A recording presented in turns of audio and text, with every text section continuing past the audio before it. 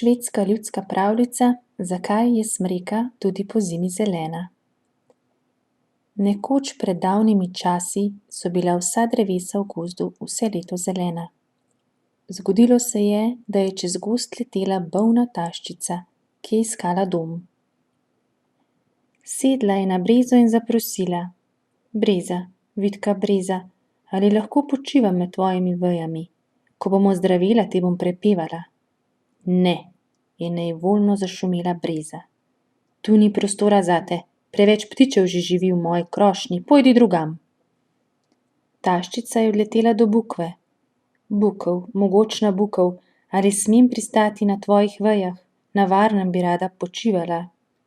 "Ne," je jezno zašumela bukev. "Ti praviš, da bi počivala, jaz pa vem, da bi kradla moj žir. Odleti drugam."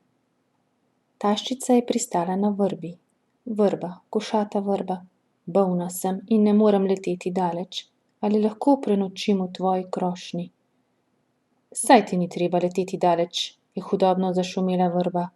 "Le z mojih vej se spravi, ne maram tujcev." Taščica je z zadnjimi močmi poletela do smreke in se stisnila pod njene veje k njenemu deblu. "Smreka, visoka smreka, ali lahko počivam pri tebi?" "Počivaj, taščica, pazila bom nate," je prijazno zašumela smreka. Nenadoma je zapihal mrzel veter, tako mrzel kot še nikoli. Odtresel je listje z breze, odtresel ga je z bukve in z vrbe. "Le ti, smreka, si ostala zelena," je začivkala taščica. "Seveda, saj moram varovati tebe," se je nasmehnila smreka. In tako je še danes.